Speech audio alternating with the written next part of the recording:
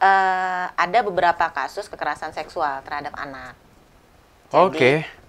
Jadi kemarin kami sih sudah, kalau dilihat jumlah ya mungkin ya dibandingkan kasus yang lain sih nggak terlalu banyak ya. Hanya saja kan karena ini korbannya juga anak-anak. Bukan persoalan perbandingan kasus ini. Ya, bukan masalah jumlah, tapi masalah kok ada seperti itu. Nah, itu juga kemarin kami juga lagi koordinasi dengan dinas-dinas terkait juga, termasuk dengan Forkopimda juga nih, untuk gimana caranya kita masing-masing ini misalnya memberikan penyuluhan atau preventif apa, lah ini, antisipatif. edukasi itu dititipin dong, disampaikan ke masyarakat. Kejaksaan itu menerima laporan-laporan masyarakat nggak sih? Iya. Apa aja misalnya? Menerima laporan masyarakat biasanya tentang misalnya masyarakat menduga, oh ada penyelewengan nih di daerah mana misalnya, kok itu katanya mau dibangun gedung apa nggak jadi-jadi misalnya. Nah itu waktu datang ke Cilegon apa yang terbayangkan? Atau sebelum wah saya tugas di Cilegon, nah itu yang terbayang apa?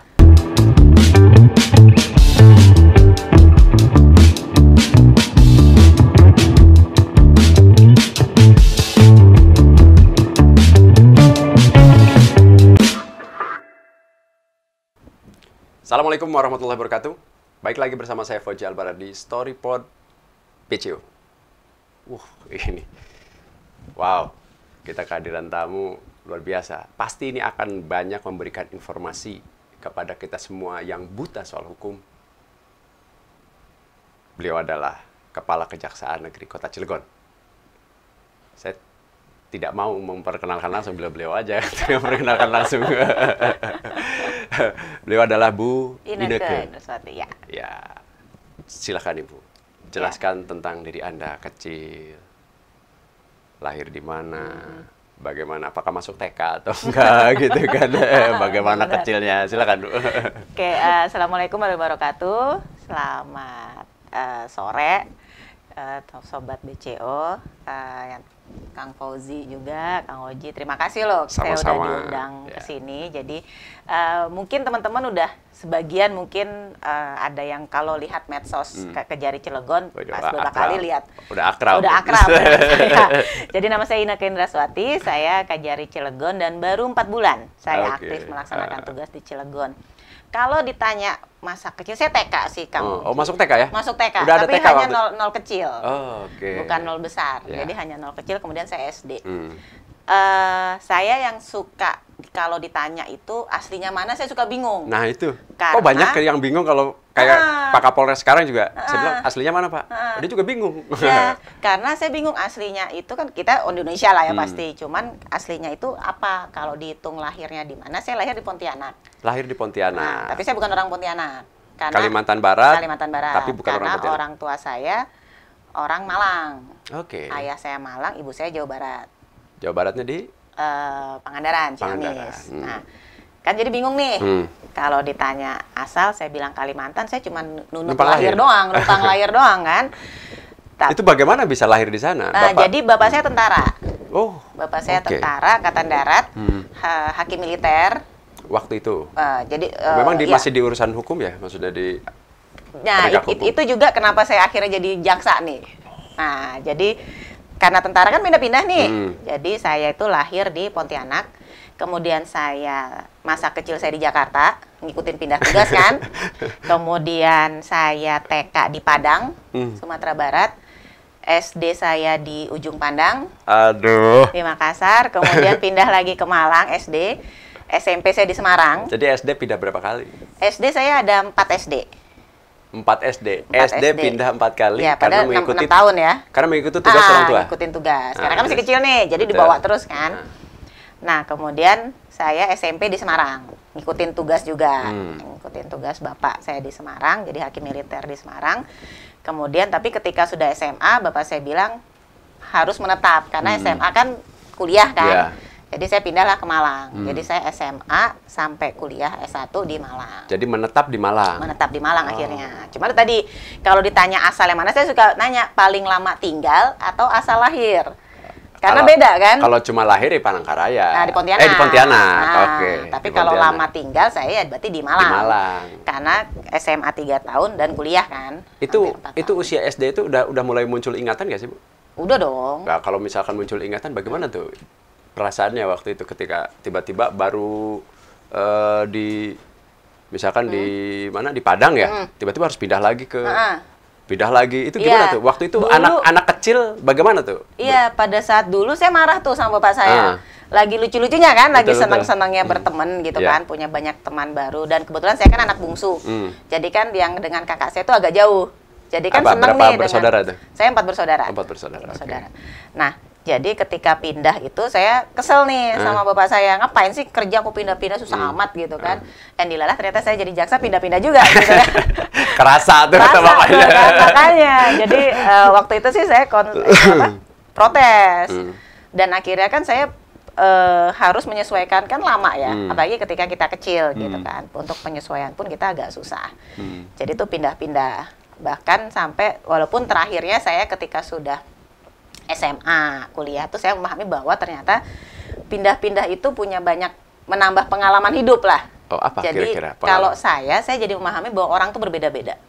Masing-masing daerah punya keunikan masing-masing. Jadi terbukti ya. Kalau misalkan waktu belajar ada suku bangsa, bahasa yang beda-beda, bisa membuktikan. Bisa membuktikan. Karena waktu dulu zaman saya SD kan ada bahasa daerah tuh. Kebayang dong, saya baru belajar bahasa daerah ini, terus saya harus belajar bahasa daerah lain, yang akhirnya nilai saya 5 kan. Karena nggak ngerti saya bahasa Jawa apaan nih gitu kan, nggak ngerti sama sekali gitu kan. Sementara zaman dulu kan ada bahasa daerah juga. Betul. Itu jadi buat saya sih, saya lebih memahami bahwa orang itu beragam. Waktu itu tahun berapa sih? Waktu Ibu lulusan tahun berapa SMA? Saya SMA lulus 96. 96. Oke. Jadi saya masuk kuliah 96. Masih kelihatan ini ya. Jadi itu tadi. Jadi apa? 96 itu saya baru lulus SMP. Oh ya? Malah Pak Sigit nggak enak saya. Pak Sigit seangkatan dengan saya itu. Beda setahun. Saya 96 lulus. Tapi Ibu masih kelihatan fresh gitu loh. Oh gitu. Iya. Itu jadi apa? Saya jadi memahami bahwa memang setiap orang tuh berbeda. Setiap orang tuh punya karakter yang masing-masing gitu, yang nggak bisa kita samain kayak gitu. Nah kemudian kuliah S1. Jadi waktu saya ingat tuh ketika saya SD, saya bahkan masih ingat ketika saya SD ini SMP udah kelas-kelas, udah paham kan. Saya suka ngintipin bapak saya sidang. Karena kan rumah saya kalau tentara kan pasti kantor sama rumah kan, satu komplek gitu kan. Betul. Jadi saya pulang sekolah tuh suka ngintip karena masih sidang kan. Apa namanya? Penasaran kerjaannya apa sih, ngapain sih kayak gitu kan. Terus sampai saya lihat berkas-berkasnya bapak saya tuh kan, bapak saya lagi belajar, lagi baca lah malam-malam gitu kan. Terus jelasin sama bapak saya bedanya orang yang bunuh diri beneran dengan orang yang bunuh diri dibuat. Jadi misalnya dibunuh duluan terus dibuat seakan-akan dia bunuh diri gitu kan. Dan saya belajar di situ. Jadi saya SMP loh, SMP itu sudah mulai mikirin mulai mikir karena terus dijelasin karena saya penasaran kan. Betul. Namanya kita kan zaman SD, SMP kan selalu rasa ingin tahunya selalu besar kan. Remaja lah itu. Terus jadi penasaran nih kenapa. Terus cuman ya udah karena terus SMA saya pindah kan. Bapak saya pindah tugas di Jakarta, saya di Malang kan. Jadi jauh nih, udah nggak ini lagi. Kemudian ketika saya lulus SMA kan UMPTN zaman pada masa itu UMPTN. Ya. Tes untuk PTN itu saya milih Fakultas Hukum. Itu pun bapak saya nggak tahu. Begitu keterima, dulu kan ada IPA, IPC. Kalau yang masa-masa saya ya, ini sobat BCO nih masa-masa saya. Karena saya mau ngomong sama Kang Oji jauh ternyata di bawah saya. Jadi enak saya. Mungkin udah bukan UMPTN gitu zaman dulu. Zaman sekarang. Nah, tapi masih pakai catur ulan ya dulu ya? Catur ulan. Waktu SMA? Iya, masih. Masih saya kebagian soalnya. Dan lain sebagainya, kan. Jadi, terus? Nah, jadi apa namanya? Ketika itu kan masih ada 3 pilih, boleh milih 3 nih karena anak IPA kan. A1 lah dulu masih ada A1, A2, A3, A4 kan ketika SMA. Saya milih 3 pilihan itu. Pilihan pertama kedokteran, pilihan kedua saya pertanian, pilihan ketiga Fakultas Hukum. Yang sekarang harus 1 sosial kan. Ketika akhirnya saya keterima Fakultas Hukum di Brawijaya. Yang penting PTN. Kalau kata ibu saya sih terserah kuliah apa aja yang penting negeri karena lebih murah gitu. Di Brawijaya ya? Di Brawijaya di Malang kan. Ketika pengumuman, terus saya telepon, Pak saya Jakarta kan. Pak, masuk alhamdulillah. Oh ya, Fakultas Akuntansi kan, ekonomi kan. Hah? Siapa yang Fakultas Ekonomi? Saya bingung. Loh, emang disuruh ya? bapak saya bingung, loh emang bukan ambil fakultas ekonomi? Bukan. Lah terus fakultas hukum? Hah? Jadi kaget juga. Karena ternyata ekspektasi. Jadi kan beliau tentara yang nggak banyak ngomong. Jadi nggak pernah nyuruh memaksa anaknya untuk ambil ini gitu, nggak pernah. Cuman beliau berpikir saya ini mau ambil fakultas ekonomi. Ternyata saya ambil fakultas hukum. Ternyata waktu kecilnya ngintip-ngintip beliau. Karena ngintip-ngintip gitu. Jadi, ngapain gitu kan? Jadi beliau karena pada masa itu kan fakultas yang paling fakultas sosial, ilmu sosial yang paling dominan adalah ekonomi, kan? Akuntansi, manajemen dan sebagainya. Hukum tuh nggak terlalu ngetop lah. Betul. Pada masa itu. Waktu itu kepikiran ngambil fakultas hukum. Kemudian kalau kita ambil anchor di usia SMP itu sudah belajar, berarti ketika mau masuk itu sudah tergambar bahwa kehidupannya ingin jadi seperti apa? Udah tergambar belum? Enggak, karena saya pengen jadi dokter. Oh iya, oke. Itu tadi, jadi kita kan nggak pernah tahu ya. Nggak pengen jadi hakim waktu itu atau? Enggak. Jadi memang ketika saya tuh pengen jadi dokter, saya tuh selalu excited ngelihat film-film dokter, kemudian kok bisa nyembuhin orang gitu kan, terus gimana caranya dan lain sebagainya, karena sepertinya selalu ada tantangan gitu kan, karena memegang orang yang berbeda gitu. Itu cita-cita saya sebenarnya, either jadi dokter atau jadi guru. Dulu saya pengen seperti itulah. Kemudian masuk fakultas hukum. Ketika fakultas hukum saya juga nggak kepikiran masuk kejaksaan. Tapi sekarang ngerti kan soal medis kan? Kenapa? Biasanya gitu orang yang punya cita-cita. Masih. Iya, artinya kan tetap aja keinginan untuk mempelajari soal medis. Jadi saya lebih concern misalnya saya jadi lebih baca lah. Misalnya masalah COVID, jadi lebih baca. Bacanya mungkin jadi lebih banyak daripada orang lain. Betul. Terus masalah penyakit apa, jadi saya lebih detail gitu. Jadi lebih keingintahuan untuk di bidang urusan kedokteran medis masih tetap. Cuma tadi ketika masuk fakultas hukum pun saya kan terus ada PKL tuh kan, ada praktek kerja lapangan gitu kan, ada kunjungan ke pengadilan-pengadilan, terus ngelihat jaksa waktu itu kan di Malang. Terus saya mikir kayaknya seru juga nih. Oh, waktu itu gitu. waktu kuliah S1 itu ngelihat banyak jaksa. Ada kunjungan kan, kita kunjungan ke pengadilan-pengadilan kayak mata kuliah hukum acara gitu-gitulah. Ya terus saya pikir kayaknya seru juga nih. Terus orang bilang enak jadi hakim nih, kayak gitu kan. Ngapain diem-diem aja kan gitu kan, karena begitu pada saat saya melihat tuh memang jaksa yang pada saat saya lihat dulu jaksa namanya penuntut umum kan? aktif. Sementara hakim kan memang hanya mengarahkan dan lain sebagainya. Terus ketika selesai lulus itu juga dikasih tahu teman, kejaksaan pembukaan nih.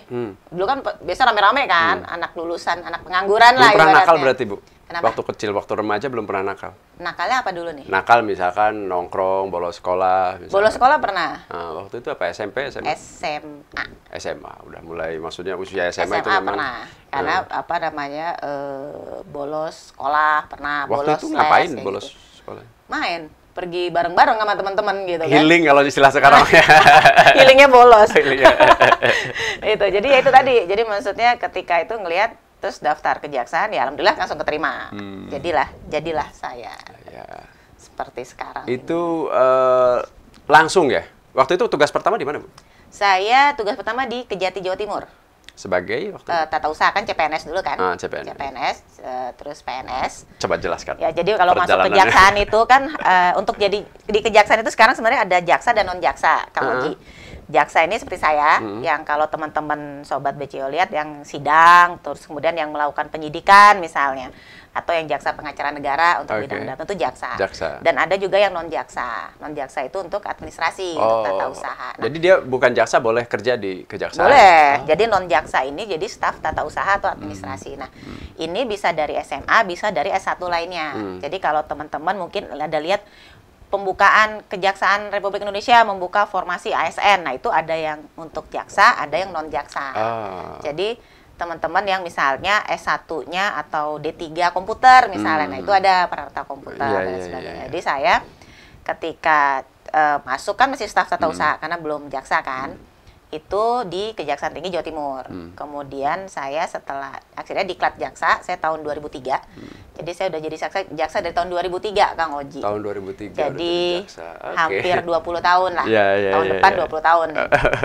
Jadi itu 2003. Kemudian diklat jadi jaksa. Nah, setelah itu saya penempatan 2003 itu lu baru berapa tahun? 2 tahun ya? 3 tahun. Kebayang dong? Kebayang. Aduh, langsung jadi nggak enak gitu kan. Saya sementara udah pakai toga nih, udah pakai seragam begini. Justru kan matang gitu di urusan apa namanya hukum. Lu juga kan fakultas hukum ya, Zee? Iya, fakultas hukum juga. Oh, ATN. Ya. Jadi ketika jaksa pertama saya di Kejaksaan Negeri Keraksaan di Kabupaten Probolinggo, Bromo. Oh iya. Batu Bromo. sebelah sana ya? Probolinggo Oh, sih. beda ini dong? Iya, Beda kabupaten ya? Beda kabupaten. Karena Bromo itu ada 3 kabupaten kalau nggak salah. Ya, terus yang Bromo ini kan dia kalau dari Surabaya dia ngelewatin Probolinggo dulu baru ke Malang lah, baru ke Batu kan, kayak gitu. Okay. Jadi saya di situ penempatan, terus barulah berpindah-pindah tadi. Sampai akhirnya saya sampai yang kalau kata teman-teman ya kurang jauh apa lagi, nah iya sih bukan Papua tapi ke Hong Kong, langsung ke luar negeri gitu. Itu berapa tahun kemudian langsung ke luar negeri itu setelah? Lama sih, saya kan jadi jaksa 2003. Saya ke Hong Kong itu 2019. Jadi 16 tahun kemudian. Iya, 16 tahun kemudian jadi ke Hong Kong. Ngapain ini? Jadi kejaksaan itu teman-teman ada 4 perwakilan kejaksaan di luar negeri. Jadi ini kami diperbantukan di Kementerian Luar Negeri. Jadi menjadi diplomat juga. Oh, berarti di dari Kejaksaan Agung diperbantukan ke Menlu, kemudian kita ditempatkan di perwakilan Republik Indonesia di luar negeri. Jadi itu ada di duta besar gitu, maksudnya ke apa hubungannya? Ya, atasannya jadinya jadi duta besar Indonesia di mana misalnya. Iya. Jadi kejaksaan itu ada 4 perwakilan. Yang pertama di Hong Kong, kemudian Bangkok, Thailand Bangkok, kemudian ada Riyadh nih Arab, dan Singapura. Jadi ada 4. Oke. 4 tempat ini yang kenapa ada. Cuma 4? Jadi sebenarnya awalnya adalah kalau di Hong Kong, karena Hong Kong itu kan dulu international hub banget ya. Jadi maksudnya pelabuhan internasional yang bebas, karena dia nggak ada pajak dan lain sebagainya. Pada masa dulu adalah banyak penyelundupan. Jadi namanya konsul kejaksaan, karena kan di sana KJRI ya, Konsulat Jenderal Republik Indonesia di Hong Kong, itu konsul kejaksaan itu ada dari tahun 77. Jadi sudah ada. Karena pada saat itu banyak penyelundupan.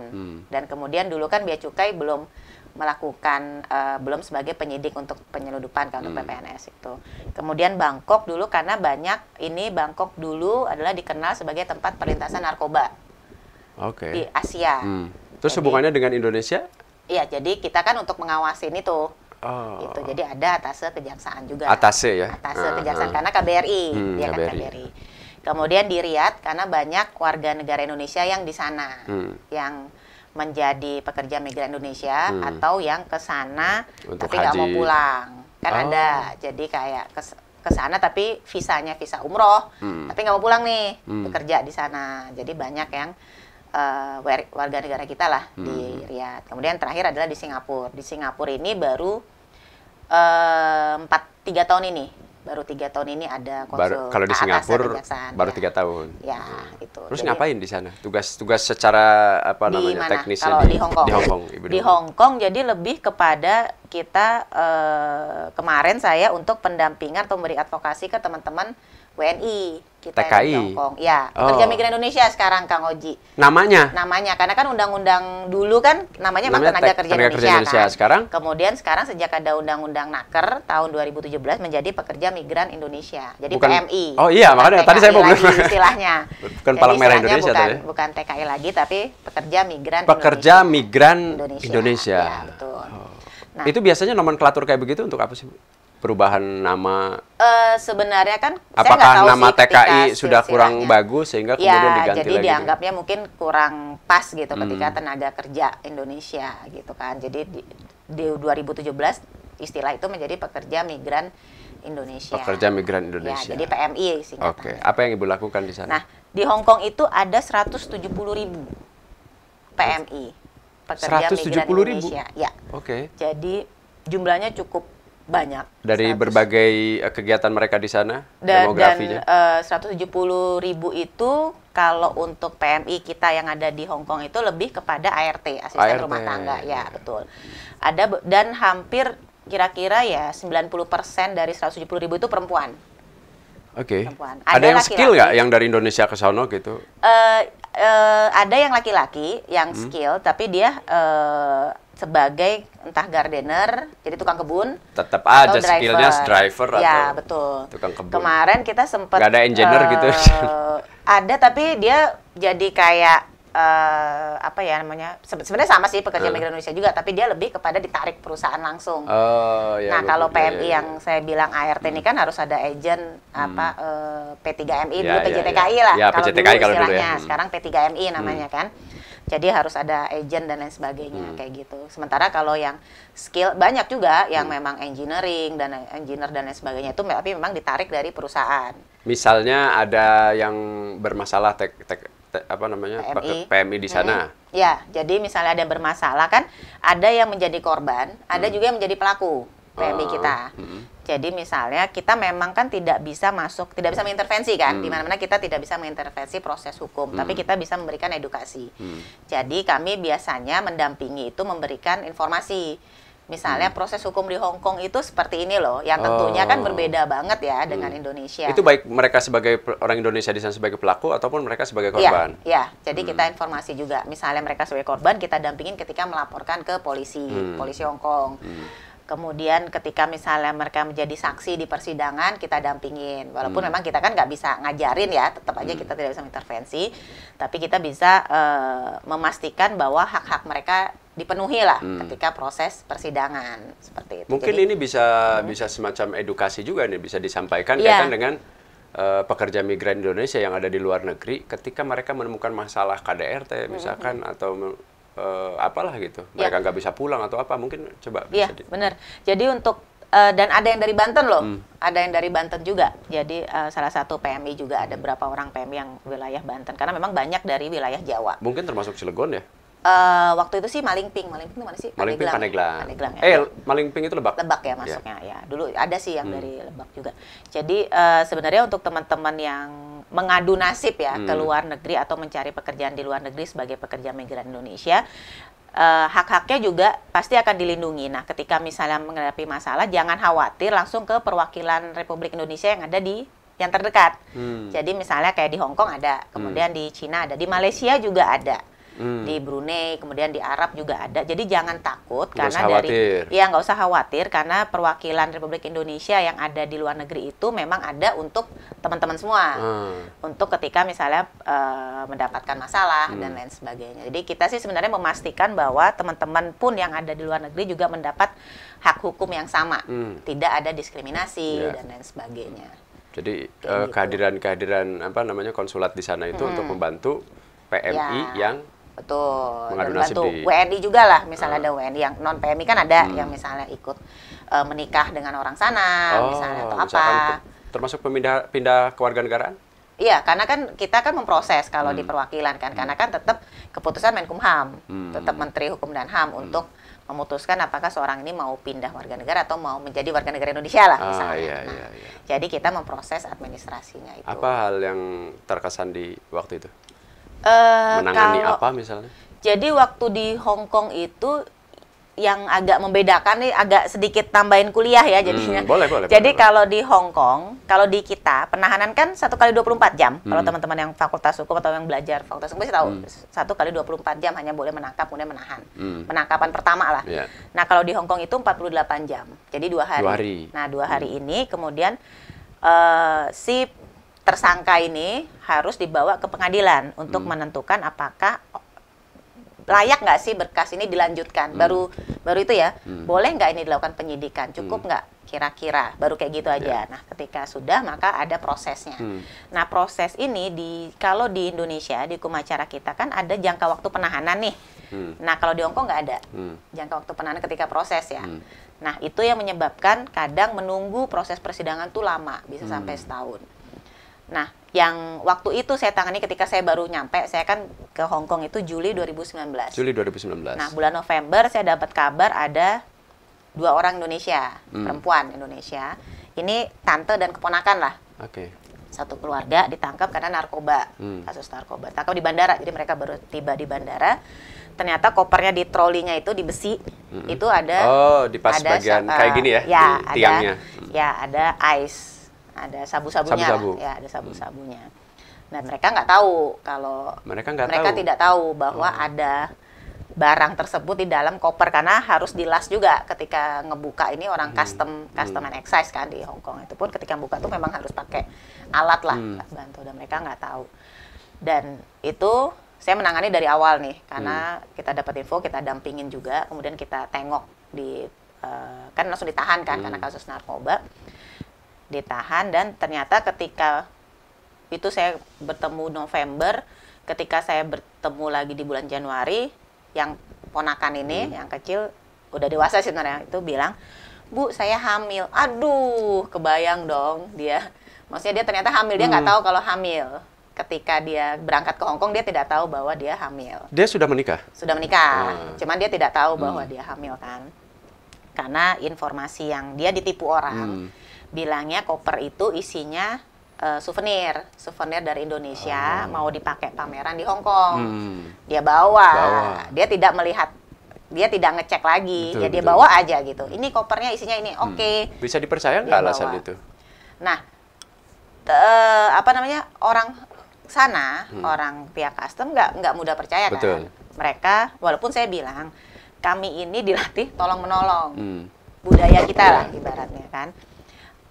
Dan ketika kita dititipin orang yang sudah kita percaya, biasanya kita percaya aja gitu kan. Kita tidak kepikiran untuk ngecek lagi. Apalagi sampai ke tiang-tiangnya. Apalagi di dalamnya kan kita juga nggak mungkin tahu isinya apa gitu kan. Jadi sampai proses sidang itu, sampai yang bersangkutan akhirnya melahirkan di dalam penjara selama proses penahanan. Dan ditahan di sana? Ditahan, dia ditahan. Berapa tahun vonisnya waktu itu? Bebas.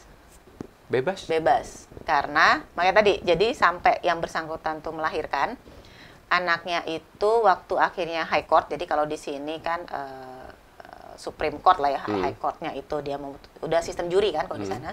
Juri bilang dia nggak bersalah, akhirnya dibebas itu. Ketika pulang anaknya udah umur 8 bulan, bayinya ini. Jadi itu tadi, jadi maksudnya proses itu panjang. Jadi bayangkan, jadi saya masuk 2019, dia itu baru bebas di 2020 lah, 2021. Karena kan dia masih hamil 9 bulan, kemudian anaknya apalagi 10 bulan. Plus COVID ya? Plus COVID. Jadi kan, nah ketika COVID kan otomatis sidang agak mundur nih. Karena kan juri kan, sistem juri dan harus hadir, nggak bisa online. Nah, jadi itu yang menyebabkan prosesnya jadi lebih panjang di sana. Dan akhirnya terbukti karena ternyata dicek nggak ada sidik jari dia sama sekali di dalam koper. Karena kan dia benar-benar jadi dia tuh hanya sidik jari dia tuh hanya di pegangannya aja. Jadi tapi kan bisa terbayangkan betapa prosesnya itu lama gitu kan. Walaupun memang akhirnya bebas. Cuman kan tadi prosesnya itu kan menunggunya tuh lama. Dan yang paling saya sedih adalah ketika dia melahirkan, kan memang dibawa ke rumah sakit di luar penjara. Kita kan nggak bisa nengok ketika di rumah sakitnya, cuman kita kan kirim baju bayi dan lain sebagainya, susu dan pampers yang boleh. Oh, itu sampai bantuan ke sono? Ya, sampai itu gitu ya? Yang diizinkan. Jadi kan ada tuh item-itemnya yang diizinkan boleh dibawa masuk ke dalam penjara. Kita kirim juga. Kemudian ada tuh dia telepon, "Bu, anak saya laki-laki," kata dia, namanya ini. "Bu, saya boleh minta tolong nggak ada staf laki-laki untuk ngazanin?" Jadi dia pengen, kan suami saya nggak bisa ngazan, nggak bisa. Tapi jadi saya pengen ada diazanin. Jadi saya ajak teman saya, diplomat juga, saya ajak. Jadi ketika di ruang tahanan kan sebenarnya nggak boleh bersentuhan kan, cuman kita minta izin boleh nggak, jadi bayinya itu dipegang teman saya, kemudian diazanin.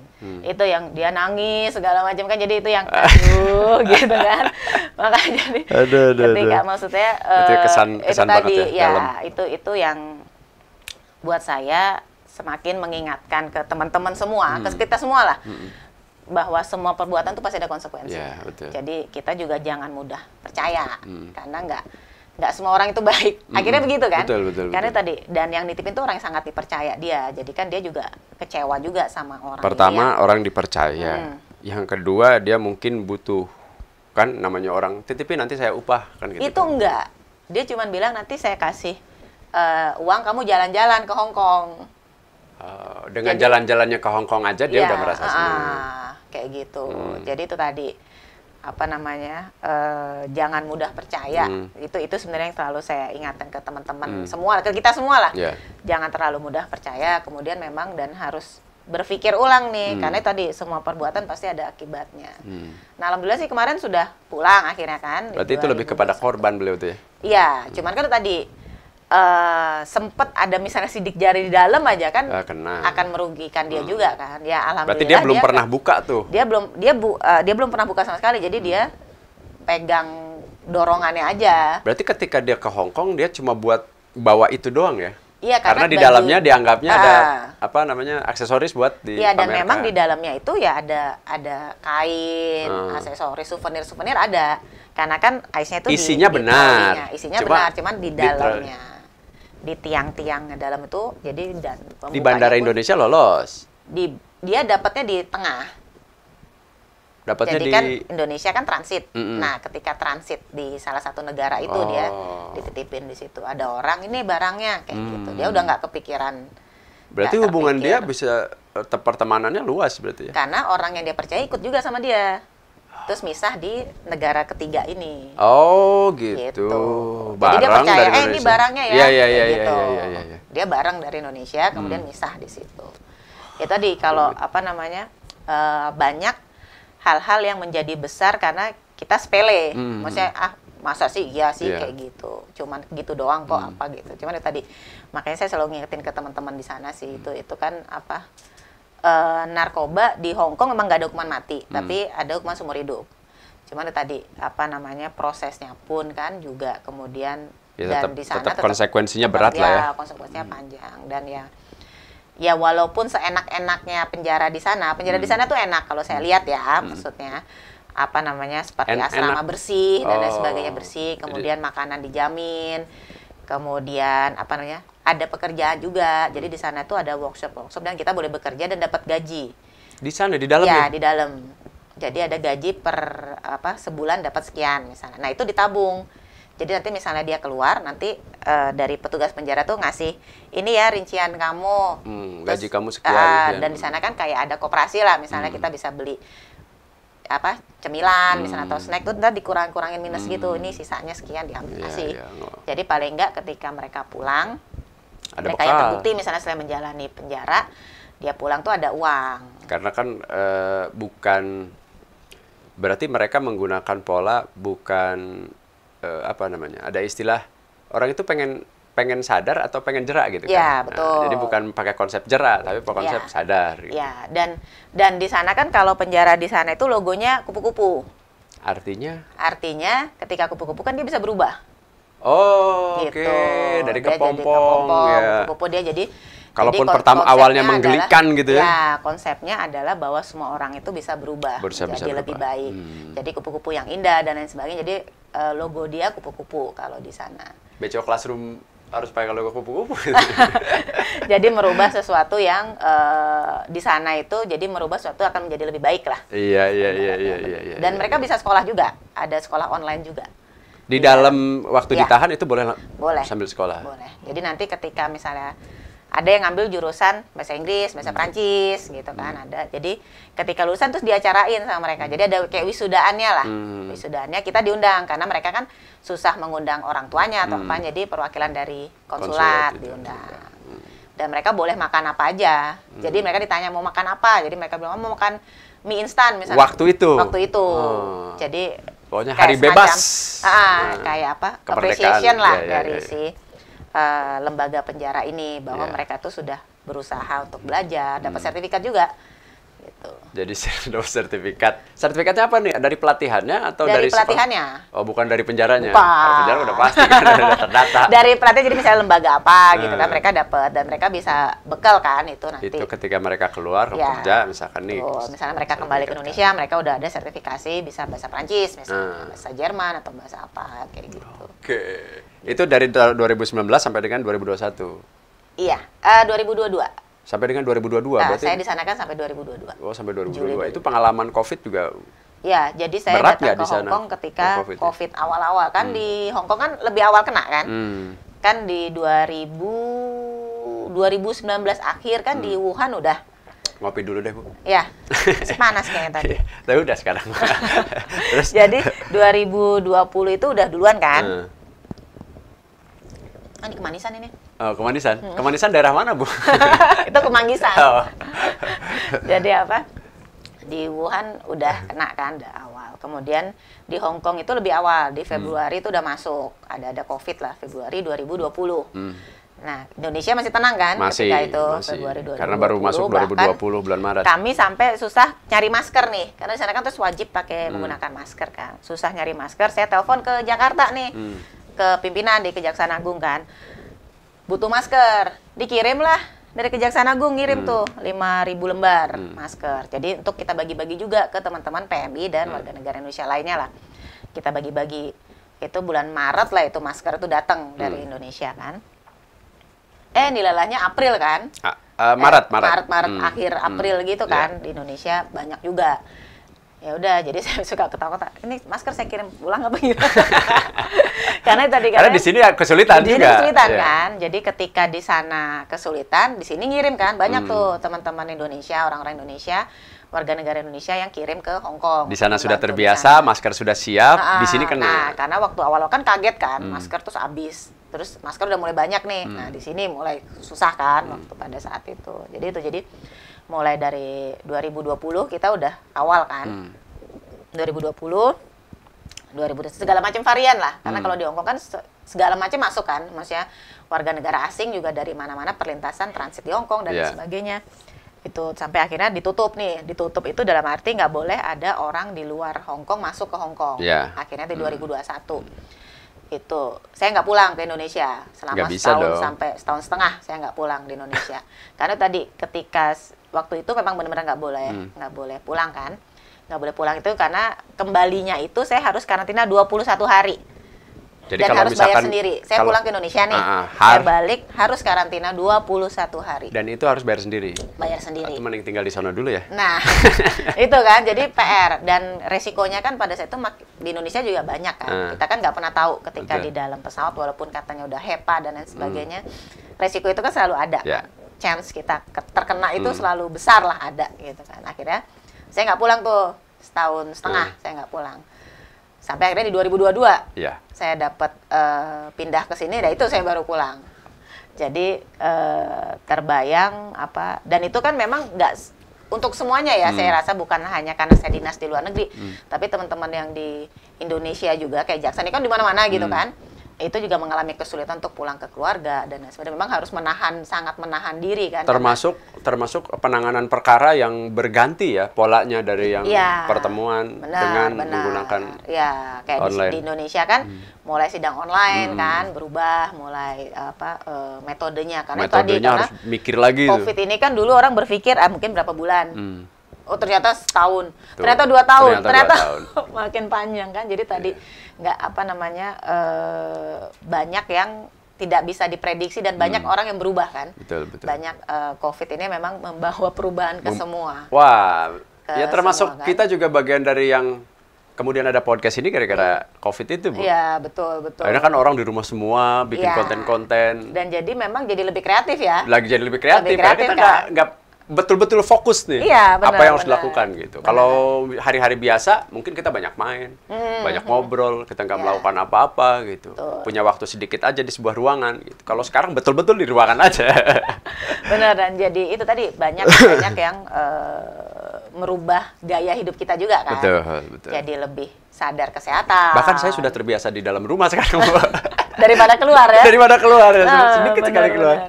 Benar. Jadi tadi sih memang COVID memang merubah semua kan, dari mulai cara kita beracara persidangan lah, taruhlah. Cara kita bergaul, terus berbagai macam yang dulunya bisa tatap muka, misalnya pembelajaran atau sosialisasi tatap muka, akhirnya sekarang pakai Zoom, pakai webinar dan lain sebagainya. Itu juga kita lakukan juga di sana, karena kan di sana juga ada pembatasan buat teman-teman juga kan, istirahat liburnya juga dibatasin dan lain sebagainya. Jadi itu kita lebih kepada webinar, kita ada talk show, Facebook live streaming, kayak gitu-gitulah. Akhirnya kita ke arah situ kan. Ya gimana pun kan kita tetap harus menyampaikan apa namanya, Ya, edukasi. informasi-informasi, Ya. edukasi ke teman-teman semua. Perkembangan Gitu sih. terbaru nih, ada apa Iya, nih aturan-aturan. benar-benar. Gitu. Dan mereka juga akhirnya kan bisa nanya-nanya juga langsung kan. Ya. Gitu. Karena sebenarnya ketika COVID itu kan yang susah ketika nggak ada orang komunikasi kan, apalagi Ya. ketika karantina. 21 hari kan. Mau ngapain Jadi kan tuh? mau ngapain. Nah, alhamdulillah kalau di Hong Kong wifi-nya sangat bagus, internetnya bagus banget. Jadi nggak putus lah. Jadi teman-teman sangat terbantu tuh dengan adanya live streaming, kemudian ada kegiatan-kegiatan yang edukasi gitu kan, mereka bisa ngelihat gratis kan, mereka bisa. Jadi no buffering club gitu ya. Nggak ada. Istilah Nggak ada anak-anak sekarang kan begitu. Lancar gitu ya. kan, begitu. Kemudian 2022 pindah ke sini di bulan Saya sebenarnya pelantikan di bulan Maret, tapi virtual pada saat itu. waktu Maret itu. 2022. Oh, karena Karena saya di Hong Kong. Masih di Hong Kong. Kemudian Pak Kajati Banten. kalau nggak salah satu-satunya yang virtual ya? Iya, satu-satunya yang virtual. Kalau yang lain Karena tuh ada lainnya beberapa. Ya, karena kan di Indonesia semua. Saya sampaikan waktu itu masih karantina 14 hari. Udah turun sih dari 21 hari 14 hari. Saya sampaikan ke Pak Kajati, Pak, saya izin ini masih karantina 14 hari. Tapi saya siap perintah, Pak. Kalau saya pulang, saya pulang. Karena kan karantina balik nggak apa-apa lah karantina gitu kan. Wong udah perintah gitu kan. Terus beliau, nggak usah lah. Nanti resiko juga di sini juga lagi tinggi, udah nggak usah, kita virtual aja. Jadi alhamdulillah diizinkan untuk virtual. Jadi saya pelantikan virtual di bulan Maret. Kemudian saya Mei sempat pulang nih, udah mulai menurun kan? Menurun. Saya Mei sempat pulang, sempat melaksanakan tugas lah sebulan kalau nggak salah. Tapi sudah di sini. Di sini Ya. Mei sampai awal Juni. Kemudian saya kembali lagi karena saya masa dinas-dinas sampai akhir Juli. Jadi akhir Juli kemudian saya langsung melaksanakan tugas di sini di 2 Agustus. Langsung Berarti masuk. 2 Agustus sampai dengan sekarang. Sampai sekarang. Berapa bulan tuh? 4 bulan. 4 bulan. Agustus, September, Oktober, November. Menginjak bulan keempat. Selama 4 bulan Selama 4 di bulan. Kejaksaan Negeri Kota Cilegon.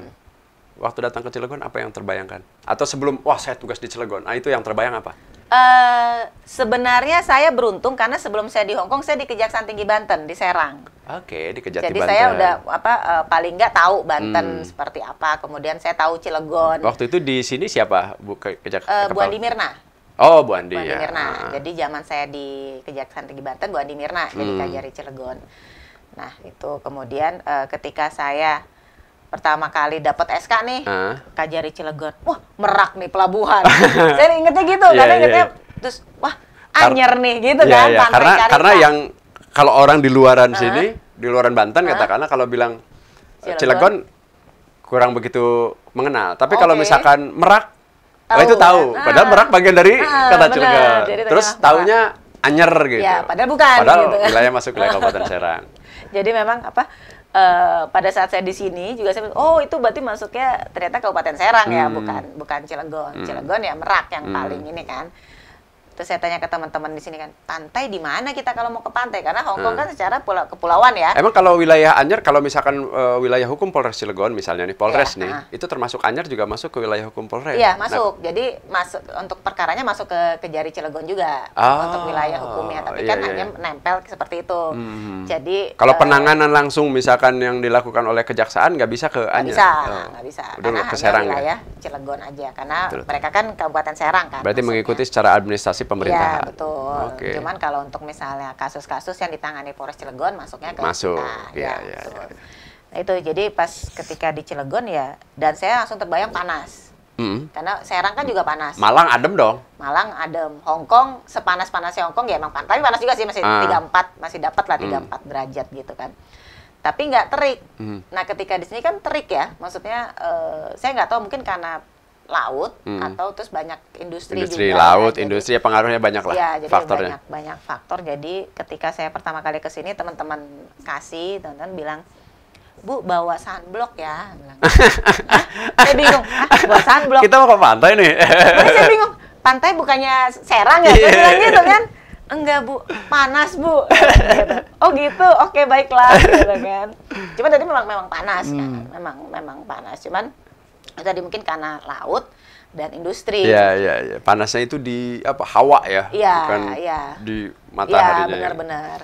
Jadi kan kalau saya sih ada 34, 35 sempat lah pernah gitu kan, 34, 35. Tapi sekarang udah terbiasa. Waktu awal-awal datang aja kaget kan panas banget gitu kan. Terus kalau sekarang sudah mulai menyesuaikan lah dengan panasnya Cilegon, menikmati panasnya Cilegon. Kalau dari sisi sosial maksudnya woi, menemukan apa di kota Cilegon? Kenyamanan atau selama tinggal di Cilegon? Ibu tinggal di asrama atau? Enggak, ada dekat kantor. Oh, dekat kantor Iya, ada. dekat kantor, Oke. ya. Jadi apa namanya? Kalau saya sih, karena kan pasti Ini kan setiap kota kecil maksudnya. setiap Cilegon daerah itu kota berbeda kecil. ya, Ah, maksudnya pasti kultur berbeda. apa gitu. namanya? Ya betul.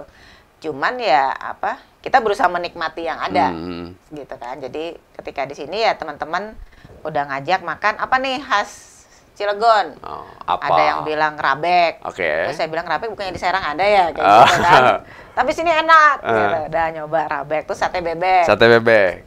Terus ikan lah kan. Ah. Apa namanya? Sop ikan, pecel ikan dan sebagainya kayak gitu sih. Kemudian Cak sate bandeng. Sate bandeng Sate ya, bandeng. ya. Tapi kalau saya bilang sih kayaknya mirip-mirip ya Cilegon, Serang. Karena Saya Banten tuh mirip. Karena kota Cilegon itu dilahirkan oleh Kabupaten Serang Dulu mecah tahun kan ya. 99. Jadi ya sama aja. Iya, jadi kalau itu sih saya bilang ya mirip-mirip Iya. sebenarnya kan, mirip-mirip makanannya. Betul, Cuman betul. ya saya belum bisa memahami itu bahasanya. Bahasa.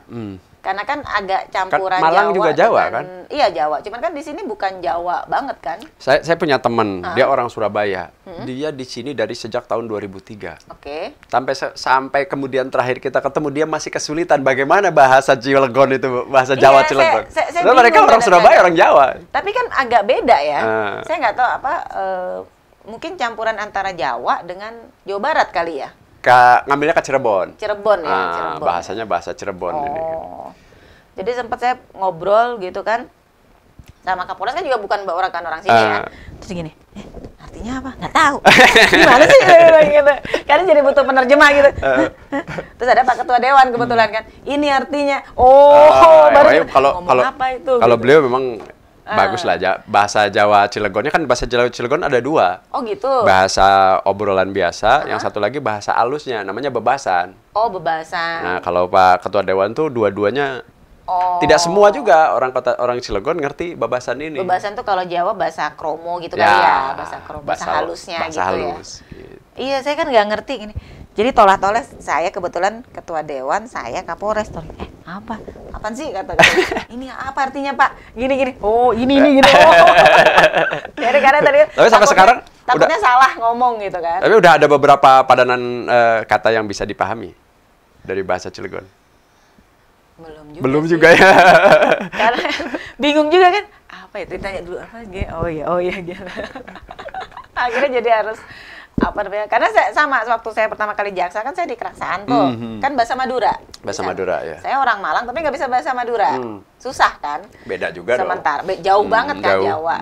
Kalau Jawa Timur yang Jawa dengan Jawa Jogja kan mirip-mirip tuh. Mirip-mirip cuman bahasa Kalau Jawa halusnya Tengah, aja Jawa yang Timur beda. masih mirip gitu. Kan? Bahasa Madura jadi saya nggak ngerti. Dan si saksi ini benar-benar nggak bisa bahasa Indonesia gitu kan bingung tuh. Nah, bingung. Jadi bingung kan, panik saya, jaksa baru lagi kan, panik. Terus hakimnya ketawa-ketawa. Bu jaksa, ya Pak, nggak bisa bahasa Madura? Nggak bisa Pak. Ya udah saya terjemahin. Jadi hakimnya dong yang terjemahin. Saya, aduh maaf ya Pak. Saya Harus pakai ahli bahasa. Jadi bingung akhirnya hakimnya nanya, ya udah mau nanya apa? Saya mau nanya ini Pak. Akhirnya diterjemahin bahasa Madura. Jadi ya itu tadi. Jadi maksudnya buat saya, aduh, teman emang susah gitu belajar. Mau untuk belajarnya juga susah, malah logatnya juga susah juga. Apalagi kan? dalam jangka waktu yang kita misalkan nggak tahu nih kita sampai kapan Ya, misalnya. benar-benar. Cuma tadi apa namanya? Itu tadi bahasa aja udah susah banget gitu kan. Makanya dia mengandalkan orang yang bisa bahasa nih harus. Sampai kita itu untuk bebasan BCO pernah ada Kamis Babasan. Jadi Kamis Babasan itu kebijakan wali kota dulu waktu zaman Pak Iman. Ada kebijakan itu, kemudian Hari karena Kamis harus pakai bahasa ya, gitu. karena nggak berjalan akhirnya harusnya kan setiap hari Kamis menggunakan itu gitu. Di masyarakatnya nggak terlalu berjalan karena sudah terbiasa menggunakan bahasa sehari-hari termasuk dicampur dengan bahasa Indonesia. Akhirnya kita bikin tuh Kemis Babasan. Jadi ngobrol gitu kan podcast kayak gini tapi menggunakan babasan. Oh, ada running text yang gitu kan? Nah itu. Kalau nggak saya nonton juga nggak ngerti ntar. Harusnya bener ya, harus pakai apa namanya subtitle ya. Iya, karena itu tadi ketika pakai subtitle kan kita oh ini artinya ini, artinya kayak gitu kan. Iya. Gitu. Soalnya kalau nggak bingung juga ya dengerin kan. Jadi Dengerin tapi malah ketawa-ketawa aja. Maksudnya apa ya? Tetap ya yang itu juga gitu ya, yang paham-paham juga yang iya, nonton. Benar. Oke, Gitu. selama di Cilegon Kalau konteks penanganan kasus, udah berapa kasus yang ditangani? Kasus Pitsus ada, kasus korupsi ada, kasus Pidum ada. Apa bedanya Pitsus korupsi? Pitsus Nah, itu kalau pidana khusus itu kan sebenarnya ada kasus korupsi, kemudian ada kasus cukai. Jadi misalnya kayak kemarin mungkin teman-teman lihat ada yang pemusnahan barang bukti rokok tanpa pita cukai, itu perkara bea cukai dari penyidik bea cukai. Jadi untuk Pitsus itu ada pajak juga masuknya Pitsus. Nah untuk Pidum itu kayak misalnya kasus kekerasan seksual misalnya, atau pencurian, pembunuhan. Yang inilah kriminalitas. Ya kriminalitas umum lah. Umum. Nah itu masuknya di Pidum, pidana umum. Jadi kita menyingkatnya Pidum. Ya itu lumayan ya. Buat saya sih yang saya juga lagi concern, mungkin Kang Oji sama teman-teman juga bisa men-share ya, bisa membagikan juga untuk teman-teman yang ada beberapa kasus kekerasan seksual terhadap anak.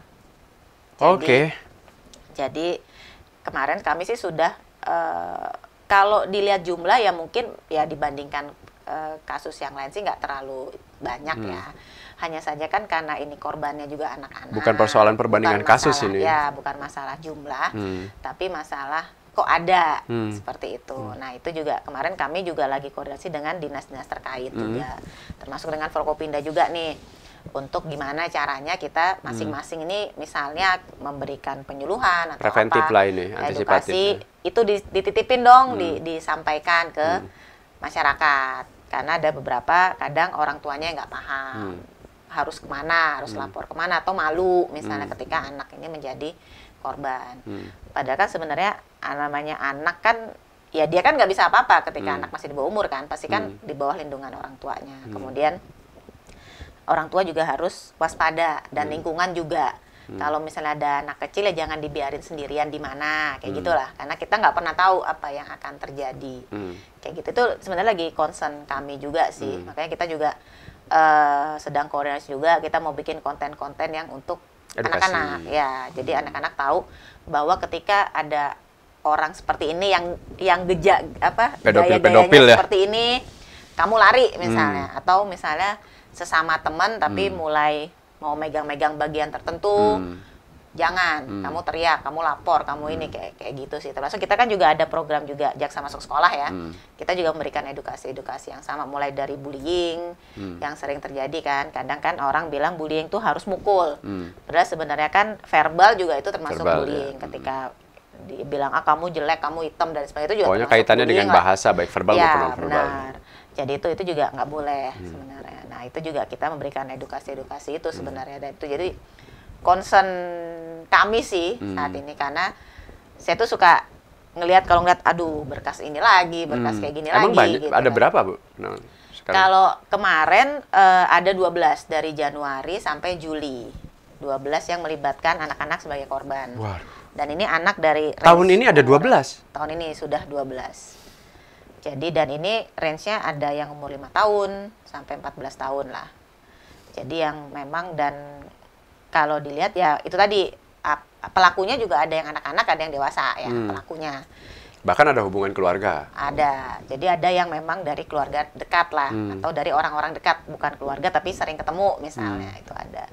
Nah itu juga concern, karena memang kalau untuk menanggulangi itu kan nggak bisa hanya aparat penegak hukum sendiri nih, harus kerjasama semuanya, harus kerjasama lingkungan juga, orang tua, dari sekolah, kemudian dari media-media juga untuk apa ya, maksudnya selalu mengingatkan bahwa ini nih ada gitu loh. Oke, sekarang kalau misalkan ada anak mungkin dia ngomong ke orang tuanya bahwa dia setelah diperlakukan tidak senonoh katakanlah begitu oleh seseorang, apa yang harus dilakukan oleh orang tuanya? Nah, orang tuanya harus segera lapor ke polisi, harus lapor ke polisi. Kalau misalnya takut, lapor ke RT lah misalnya, atau tetua yang ada di situ, minta diantar ke polisi.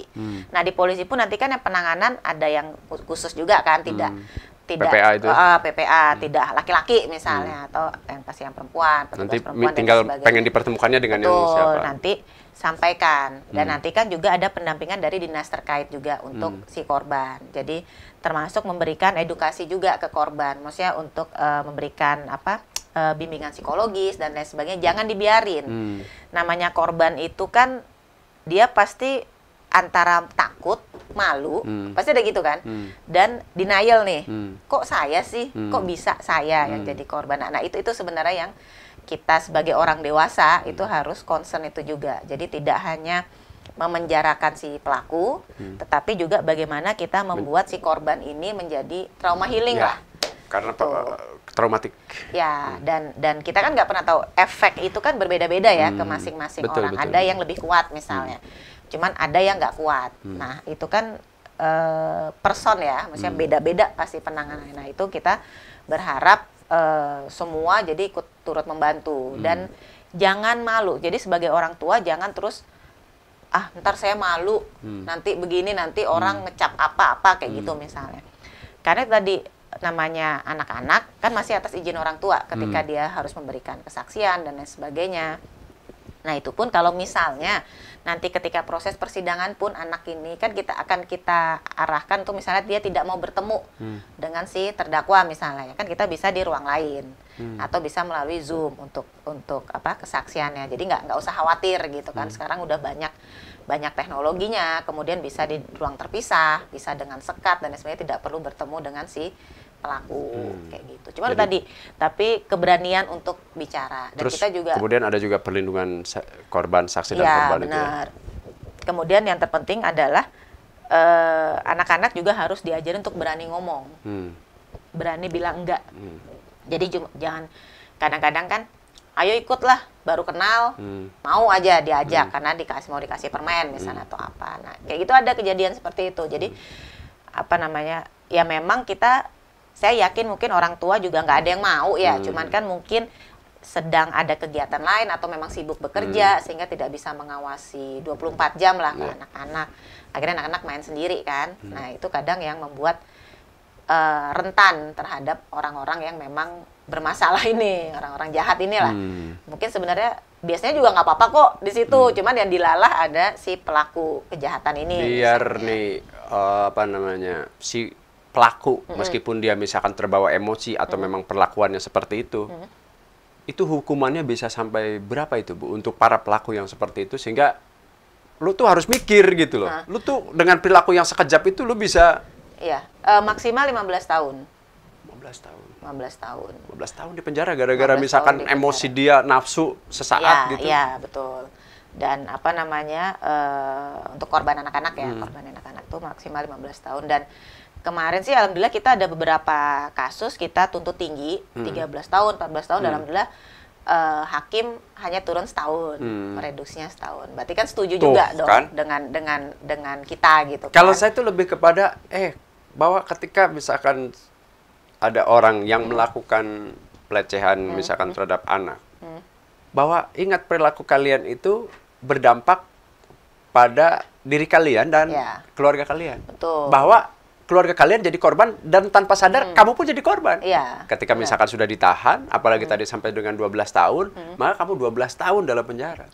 Maka ketika kamu 12 tahun dalam penjara dan ada anak kamu, istri kamu, ada keluarga kamu, mereka menanggung resiko, malu lah, kemudian kurang mendapatkan pangan dan segala macam. Hanya karena satu tindakan, nafsu yang tidak bisa ditahan. Iya. Betul, makanya emosi saya Bu.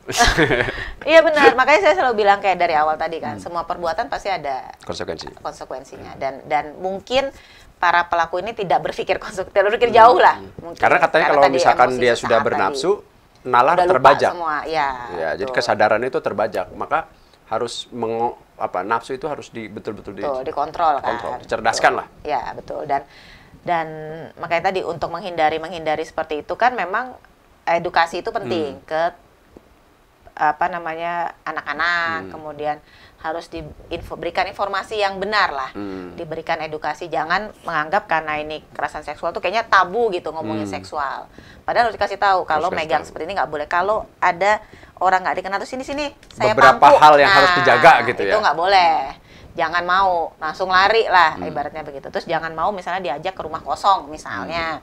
Nah seperti itu kan itu harus kita kasih tahu. Ibaratnya kalau don't talk to a stranger lah ibaratnya gitu kan. Misalnya terus kemudian misalnya ada gelagat-gelagat yang agak kurang. Ini kan itu tuh harus diajarin kan. Karena namanya anak-anak kan dia nggak tahu. Betul. Kalau kita sudah dewasa mungkin kita udah bisa membaca gitu ya. Cuman kalau misalnya kayak anak-anak kan nggak tahu. Jadi itu harus kita kasih tahu juga. Makanya kita juga selalu ketika misalnya jaksa masuk sekolah, kita selalu informasi ke guru-guru juga. Jangan kayak gitu tuh hal tabu, tapi harus dikasih tahu. Misalnya orang tua masih nggak enak ngasih taunya, ya berarti guru lah harus ngasih tahu. Sex education dalam arti reproduksi. Ya, jadi misalnya kalau mana bagian sensitif yang nggak boleh misalnya, atau jangan boleh dipegang orang lain misalnya, atau misalnya ada sini saya pangku, nah itu nggak boleh. Itu sudah tidak boleh misalnya, apalagi orang yang baru kenal misalnya atau apa. Itu tadi. Selanjutnya harus itu. penanganan kasus. Kayak misalkan gini. Tadi tuh disebutkan rokok. Sekarang ini kan bukan, ya nggak tahu ya, maksudnya konteks peredaran rokok tanpa cukai itu yang seperti apa yang Ibu maksud? Jadi kan ada, kalau rokok sekarang kan harus ada pita cukainya tuh. Kalau misalnya ada rokok nggak, jadi kan ada kreketannya itu loh. Nah itu kan ada bea yang harus dibayar ke pemerintah kan. Nah ada beberapa produsen rokok itu yang nggak membayar itu. Jadi rokoknya itu tanpa ada pita cukai. Pabrikan rokok, tapi dia tidak ada cukainya? Pabrikan tradisional sih, bukan yang pabrikan besar ya. Rumahan? Rumahan ada. Nah, dia kan menjualnya lebih murah. Nah, jadi yang rugi memang kerugian keuangan negara. Karena berarti kan tidak ada pemasukan pajak cukai ini. Apalagi tahun depan pajak rokok naik kan? lagi. Nah, jadi itu kan nggak boleh. Nah, itu yang kadang kan dia jualnya... Itu mereka hukumannya pidana atau administratif? Pidana. Ada pidananya juga, penjara juga. Dan denda ya, ada denda, ada pidana penjara. Plus rokoknya kita musnahkan. Rokoknya dimusnahkan, ya, rugi didenda. 2 kali lah, rugi banyak dong. lah, 3 kali ya. Rokok dimusnahkan, paling nggak dia udah keluar uang kan buat modal rokok gitu. Terus kan. didenda masuk penjara. Emang di Cilegon ada rokok? Ada. Tanpa cukai? Ada. Itu gimana sih maksudnya? Kalau itu penanganan itu ya, apa? Bea cukai, penyidik bea cukai, ya, PPNS bea cukai. Jadi kan, karena kan untuk kasus cukai itu kan memang kewenangan penyidik PPNS kan, bea cukai. Jadi PPNS bea cukai yang menangkap, kemudian kita yang menyidangkan. Jadi mereka kadang dari mana-mana masuk untuk dijual di Cilegon misalnya, atau Cilegon sebagai perlintasan misalnya. Karena ada pelabuhan kan, perlintasan, nah ditangkap di situ. Oke. Kalau kejaksaan itu menerima laporan-laporan masyarakat nggak sih? Iya. Apa aja misalnya? Menerima laporan masyarakat biasanya tentang misalnya masyarakat menduga, oh ada penyelewengan nih di daerah mana misalnya, kok itu katanya mau dibangun gedung apa nggak jadi-jadi misalnya. Nah itu misalnya, oh saya kayaknya itu padahal anggarannya sekian nih, udah cair sekian misalnya. Nah itu kita lapornya via WA aja atau gimana tuh? Kita sih berharapnya laporan tertulis dengan ada misalnya mereka punya foto atau ada dokumen-dokumen lah. Misalnya. Kalau misalkan sekedar spill informasi boleh, tapi misalkan kan pendalamannya mungkin nanti bisa. Cuman kan memang kita harus melihat juga kan kadang ada yang cuman asal ngomong ada gitu kan. Iya. Tapi kita juga akan melihat lagi, analisa lagi apakah ini memang benar ada dugaan yang seperti disampaikan si pelapor atau hanya cuman karena pelapor nggak suka misalnya, terus dia laporin misalnya, kan ada yang seperti itu juga. Jadi kita menerima karena kita kan boleh melakukan penyelidikan dan penyidikan untuk kasus korupsi.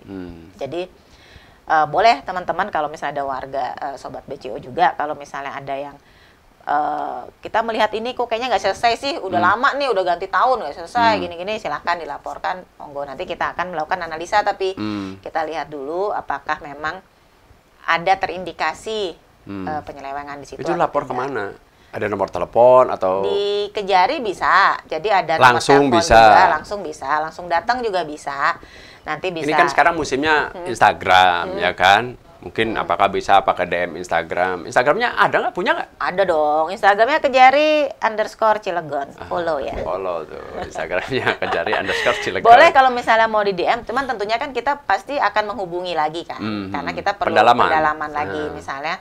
Teman-teman yang lapor mendapat informasi dari mana misalnya, atau posisinya yang mana nih, karena kita juga harus melakukan pendalaman. Tapi jangan bercanda laporannya, soalnya ini menyangkut institusi. Betul, karena kan ibaratnya kita kan juga ada upaya juga kan untuk melakukan analisa dan sebagainya. Jadi kita berharap sih kalau misalnya teman-teman paling enggak, oh ini kayaknya bener nih ada di sini, silakan nge-DM, nanti akan kita kontak. Karena kan tetap ada komunikasi lanjutan setelah itu. Perkara yang ditangani ini selama Ibu di sini tuh, atau selama 1 tahun ini total perkara, masih ingat nggak berapa datanya? Kalau perkara pidum sih cukup banyak. Narkoba terutama ya? Narkoba. Ini kalau narkoba nih Bu, spesifikasi narkoba yang ditangani oleh Kejaksaan sekarang ini lebih banyak mana jenisnya? Apakah obat, ganja, atau sabu-sabu, atau yang lain? Kayaknya sama deh. Maksudnya persentasenya ya? Persentasenya. Antara obat, sabu-sabu, sama ganja. Ada yang sekarang tembakau gorila itu. Oh, gorila. Ya. Ya, Itu masuknya tembakau gorila ya? juga. Ya, karena kan sebenarnya bukan tembakau tapi zat yang disemprotin itu. Apa, sinte namanya ya? Sinte yang jadi pada dulu kan awal saya apa sih tembakau gorila kayak gini Bu, saya pikir tembakau apa gitu kan, ternyata zat cairan itu yang disemprotkan itu. Jadi kalau untuk prosentase sih sama sih antara obat, sabu-sabu dan ganja, kemudian tembakau. Oke. Sekarang nih kita lihat, kita coba lakukan pemetaan. Yang banyak ditangkap itu dari 8 kecamatan di Kota Cilegon. Kecamatan mana? Wah, itu saya nggak ingat itu. Oh, nggak ingat. Kalau kecamatan. Karena kan mungkin itu bisa jadi, di sini, ya kan tingkat kerawanan gitu lah, tingkat kerawanan untuk narkoba itu di wilayah sini gitu misalnya. Ya, tapi kalau nggak salah kalau untuk yang narkoba BNN tuh udah ada BNN kota kita udah ada. Ya, udah ada pemetaan tuh ya. Ya, Dan ketika pas pemusnahan kemarin di sini juga termasuk baiklah di wilayah Kejari Cilegon gitu, maksudnya di lokasi itu juga di kecamatan itu juga masuk. Waktu bukan di kecamatan, kelurahan itu, Bu. Kelurahan waktu itu ada yang ditangkap di situ beberapa memang. Ya, jadi memang itu juga musuh bersama lah betul, memang. Betul. Dan itu tadi kan kadang coba-coba dan rata-rata kan masih muda-muda kan yang tertangkap pemakai itulah. Jadi ya tadi mungkin karena awalnya coba-coba terus akhirnya keterusan. Ada yang paling vonisnya paling lama berapa Bu untuk narkoba yang sedang ditangani? Ada yang 6 tahun, 8 ya? tahun gitu. Oh. Kan tergantung jumlah barangnya kan. Tergantung ya kasusnya. Ya, tergantung kasusnya ada yang segitu. Gitu. Jadi ya memang tugas kita semua lah. Ada. Tugas kita semua. Mulai dari berbagai macam kejahatan dan lain sebagainya itu. Dan kembali lagi memang ke edukasi ya. Edukasi. Bagaimana kita memberikan edukasi bahwa kayak gitu itu nggak bagus. Ini gitu, ada satu fenomena yang kalau mereka menganggap itu sebagai style, maka tidak ada yang bisa memberikan informasi kecuali temannya sendiri. Kan soal style. Kalau saya sih bingung apa stylenya sih gitu kan? Karena di dalam sebuah circle misalkan, ketika mereka itu kan jadi obrolan menarik. Gua habis ini, wah kan agak naik pride-nya gitu, kesombongan itu naik gitu. Atau ada derajat-derajat yang agak naik gitu ketika mereka ngobrol di circle-nya. Jadi yang bisa menyelesaikan ya circle-nya sendiri sebetulnya. Iya, hanya saja kan circle ini kan membuat dampak nggak cuma di circle itu aja. Dampaknya kan akan meluas, nggak cuma di circle ini aja kan. Dia bisa akhirnya mempengaruhi teman-temannya, nyari teman.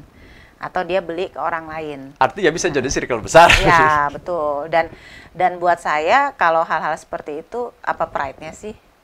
Ya, bagi kita nggak ada pride-nya. Ya, betul. Makanya mungkin cara pandang kita, cara pandang mereka juga yang harus berubah. Bahwa ketika pride itu ya nggak dari seperti itu loh. Betul. Nggak mesti gitu begitu. Kan? Nggak mesti begitu. Jadi nggak mesti harus pakai itu dibilang keren. Betul. Nggak mesti harus pakai narkoba baru karena kita nggak tahu kerennya di mana. Gitu kan. Benar. Lu keren. Terus sama kayak misalnya geng motor misalnya. Geng motor ya. Kan ketika rame-rame kan, ketika sendiri juga mereka nggak bisa ngapa-ngapain. Gitu. Karena ya tadi itu kalau lagi barengan, karena kalau dalam konteks binatang mereka itu bukan harimau kan, atau bukan singa gitu. Jangan menganggap mereka itu sebagai raja jalanan gitu. Karena mereka bukan singa. Kalau singa satu orang lawan satu, wah berani dia. Satu orang lawan banyak berani. Tapi mereka itu bergerombol. Bergerombol itu mungkin kayak kerbau gitu, kayak sapi gitu. Kalau misalkan kita identikan binatang dan sebenarnya kita itu adalah binatang yang berakal, kan bedanya itu. Berarti kalau misalkan kita bergerombolnya dalam konteks melakukan sesuatu yang berbahaya, berarti kan waktu itu kita tidak menggunakan akalnya. Dan kalau kita tidak menggunakan akalnya, berarti kita udah binatang dong gitu. Iya sih, makanya jadi kan itu tadi, makanya harusnya kan memang larinya ke hal yang positif ya. Memang itu kembali lagi memang tanggung jawab kita sebagai dewasa, orang dewasa untuk memberikan tempat-tempat ruang-ruang sehingga mereka bisa mengekspresikan diri, tidak mengekspresikan diri dengan hal-hal yang tadi hanya dianggap keren oleh circle-nya aja. Dianggap keren ya oleh lu doang gitu kan. Kita enggak ngelihat kamu nggak keren, malah apaan sih nih orang kayak gitu kan. Cuma tadi memang makanya untuk memecah itu ya kita harus memberikan informasi yang banyak ke mereka gitu kan. Jadi semacam repetisi informasi ya? Iya betul, karena tadi maksudnya kita harus selalu berulang-ulang kan, nggak boleh capek lah ibaratnya kita memberikan informasi itu. Oke, balik lagi ke kasus korupsi. Ada berapa yang sudah selesai, yang sedang berjalan, atau yang lagi dibidik? Yang lagi dibidik masih rahasia. Kira-kira ada berapa yang dibidik? Masih rahasia juga. Tapi kalau yang pada saat itu tapi ada yang dibidik masuk, ya? Kenapa? Maksudnya ada yang lagi dibidik? Ada. Tapi masih rahasia. Tapi sudah berjalan? Ada. Sudah dipanggil-panggil gitu? Kenapa? Udah dipanggil-panggil gitu, udah maksudnya ya begitulah. Tapi kira-kira itu targetnya kapan selesainya? Untuk yang tadi, yang apa? Yang lagi dibidik, ada target bahwa itu tuntas? Kita usahakan secepatnya. Gitu. Bakal ramai lagi nih berarti. Jadi itu tadi kayak kalau yang udah sidang kan lagi ada 2 nih yang memang di Cilegon ya. Yang sampah itu ya. Yang sampah dengan yang BPRSCM. BPRSCM. Yang lain juga ada beberapa tapi yang disidik oleh Kejaksaan Tinggi Banten. Kita kan karena wilayahnya di Cilegon, kita yang bantu mensidangkan kayak gitu sih. Jadi berarti ada yang kasus korupsi di Cilegon yang disidik sama Kejati. Ada. Jadi apa namanya? Karena kan di Kejati juga ada Pitsus juga kan, ada penyidik juga, ada penyidik juga di situ. Jadi untuk yang BPRS dan lingkungan hidup itu yang depo sampah ini insya Allah mungkin bulan depan sih selesai. Sudah ada inkrah? Sekarang masih pembuktian, mau ada pemeriksaan keterangan ahli kan di minggu depan. Setelah itu pemeriksaan terdakwa, kemudian tuntutan, pledoi dan lain sebagainya. Ya mudah-mudahan sih kita harapkan bulan ini atau bulan Desember lah sudah selesai. Berarti jaksa belum melakukan mengeluarkan penuntutan? Belum. Belum. Karena masih proses pembuktian kan, masih proses pemeriksaan. Itu dua-duanya itu? Dua-duanya, berbarengan kan? Masih mengundang saksi-saksi gitu? Ahli sekarang. Oh ahli ya, udah masuk ke ahli. Udah masuk ke ahli. Jadi saksi insya Allah udah selesai. Kita udah ke keterangan ahli, habis itu kan baru terdakwa. Pemeriksaan terdakwa. BCO kemarin itu mengeluarkan berita bahwa setiap bulan barang bukti dimusnahkan. Benar. Nggak punya gudang barang bukti atau gimana? Jadi sebenarnya barang bukti yang dimusnahkan adalah barang bukti yang sudah inkrah. Barang bukti yang perkara sudah pidum. Selesai, ya, jadi misalnya kayak perkara pidum kan lebih cepat kan. Prosesnya tidak seperti perkara korupsi, mungkin agak panjang ya. Kayak perkara pidum misalnya narkoba, mungkin 3 kali persidangan sudah selesai. Nah, kita memang ada program Smart selalu musnah barang rampasan dan selalu musnah barang bukti. Jadi kita memang tertib setiap bulan selalu kita musnahkan untuk menghindari penyelewengan juga. Apa benar dimusnahkan semua? Dimusnahkan semua. Dimusnahkan semua. Karena habis itu saya ngecek gudang mana nih kan. Jadi memang dimusnahkan semua. Jadi apa namanya? Karena kan ada misalnya narkoba atau sabu-sabu yang memang pemusnahannya kan harus di blender lah, apa kayak gitu, ada teknik-tekniknya lah. Nah, itu ganja dibakar misalnya. Ganja disiram air dulu. Oh, siram air dulu. Kalau dibakar mabuk semua ntar kan, walaupun udah pakai masker gitu kan. Tiba-tiba langsung pada nyimeng gitu kan.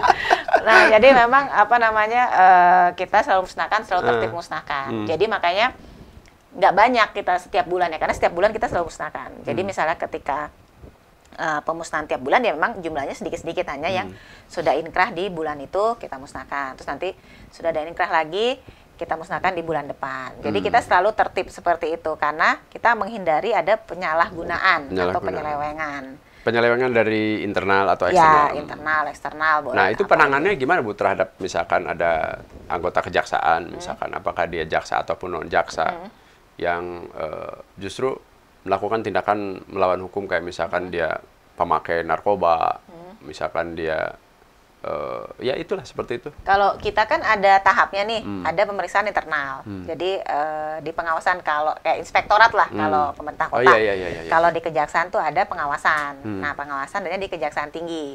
Di Kejaksaan Negeri tidak ada. Jadi yang memeriksa pasti Kejaksaan Tinggi. Nah, Kejaksaan Tinggi nanti ada Kejaksaan Agung juga, ada yang memeriksa untuk internal ya. Tapi kalau memang sudah ini di ranah hukum pidana ya dilaporkan ke polisi bisa. Jadi nggak pandang bulu lah. Makanya kita untuk menghindari seperti itu, meminimalisir resiko, kita selalu musnahkan setiap bulan. Karena khawatir yang tadi itu terbawa emosi sesaat, betul. Kita muncul kan nafsu. Pernah tahu, tapi kita harapkan sih kami, staf-staf kami di Cilegon, insya Allah selalu bekerja profesional. Maka tapi itu tadi kita menutup semua celah lah. Menutup semua celah, salah satu caranya ya kita musnahkan setiap bulan. Jadi nggak ada celah lagi. Jadi ada berapa sekarang staf Ibu? Di Cilegon? Maksudnya ada bagian... Oh iya, kan ada barang bukti. Bukan. Maksudnya anggotanya nih. Intel apa kasih ya? Kasih Intel. Pokoknya total saya jaksa dan non-jaksa ya. Sama saya itu berarti 37 orang. Dari berapa subseksi itu? Ada Intel kan, terus Pidum, pidana umum tadi, pidana khusus, kemudian Kasidatun, Perdata Data Usaha Negara, kemudian ada tadi P3BR yang barang bukti dan barang rampasan, kemudian ada Kasubagdin, jadi dari 6. Oh, ada 6 Kasubagdin ya? Ini kepala subbagian pembinaan, jadi ngurusin lelang barang rampasan, kan ada misalnya barang rampasan dari kasus apa, terus dilelang misalnya. Nah itu dia sama Kasih. Sekarang ada lelang-lelangan nggak di sana? Ada nanti hari Rabu. Tapi sekarang kan sidang lelangnya online. Apa yang dilelang? Macam-macam. Jadi barang bukti memang dirampas. Jadi ada misalnya kamera, barang untuk melakukan mobil. Kejahatan, mobil misalnya, motor. Nah, itu kita lelang. Jadi kita serahkan barang bersama dengan KPKNL, kita lelang. Bulan online. ini ada lelang. Hari Rabu besok. Oh. Hari Rabu besok. Apa KPKNL semua itu ya berarti ya, semua termasuk kan di Pemda juga ada, terus di Pandeglang juga ada. KPKNL kan yang KPKNL. berhak melelang. Berarti jadi kita Rabu besok sama. itu udah mulai. Iya, Rabu besok. Jadi ada mobil, kalau nggak salah ada motor dan apa gitu. Ada beberapa item. Kan jadi kita lelang. dari hasil kejahatan kan sayang ya, akhirnya kan dirampas negara, kemudian dilelang. Negara kan, dan akhirnya kita lelang. Jadi kan alat-alat yang digunakan untuk melakukan kejahatan juga kita lelang. Kita rampas kan. Kalau misalnya nanti amar putusannya itu dirampas untuk negara, ya berarti kita lelang. Kalau misalnya kira-kira masih punya nilai ekonomis, itu kita lelang. Nah, kita hasilnya untuk negara. Di kantor-kantor kejaksaan itu kan biasanya ada sel juga kan Bu ya? Nah, ini kan dulunya bekas kantor DPM PTSP. Apa sekarang sudah disesuaikan? Ada. Oh, sudah disesuaikan. Oh, belum pernah masuk ya? Belum. Mainlah ke kantor. Waktu itu kita masih di DPM PTSP. Kalau yang ke sana pernah. Oh, yang kantor lama kantor lama yang di dekat perumahan. Nah, kalau yang di sini belum. Nantilah main ke Di sini ada, tapi hanya sel sementara. Ketika tahap 2, ketika polisi bawa, kan polisi menyerahkan tersangka dan barang bukti nih. Misalkan berapa hari gitu ya? Enggak, dia cuma hanya untuk ditaruh sebentar, ketika selesai kita titipkan lagi. Karena yang punya kejaksaan, yang punya rumah tahanan itu hanya di Kejaksaan Agung dan Kejaksaan Negeri Jakarta Selatan. Sejauh ini hanya 2, dan itu rutan cabang Salemba. Berarti itu dititipkan kemana itu misalnya kalau? Kalau kayak di kita titip ke rutan Polres. Oh, Polres atau rutan Serang. Rutan Serang atau yang di sini di mana? Sini Lapas Cilegon kan. Lapas. Kalau sini kan Lapas. Oh, rutan Serang. Ya, yang di dekat. Serang. Kalau di sini kan Pasar Lapas Lama ya? Ya. Pasar Lama, ya. Jadi dititipkan di rutan Serang. Kita bawa ke sana. Karena kita memang tidak punya untuk bukan rutan lah kita, tapi ada sel sementara lah. Oke, Bu. Ini ada magic word yang biasanya nih, kayak saya misalkan. Dulu waktu kecil ada magic word dari orang tua. Ji, kamu itu kalaupun begini, kamu itu pasti akan begini gitu loh. Itu kan jadi magic word yang, oh iya juga ya, ayah. Yang disampaikan sama bapak saya itu terjadi Kalaupun sekarang. Begini, misalkan gini, saya kan ada kekurangan. Ya kan? Saya polio sebelah kiri. Orang tua saya, bapak saya itu orang Cilacap. Saya orang Pandeglang gitu. Ibu saya. Nah, kata bapak saya, Ji, si Oji ini bukan langsung ke saya. Si Oji ini, kalaupun keplek-keplek gitu. Keplek-keplek itu ya jalannya itu ngobrolnya itu sama orang-orang besar. Dan terbukti gitu. Sekarang itu bisa ngobrol sama ibu gitu kan. Nah, itu ada magic word yang seperti itu tuh, yang saya ingat betul gitu. Dari sekian peristiwa perjalanan hidup saya dengan bapak saya, yang ingat itu magic word yang itu. Kalau ibu gimana?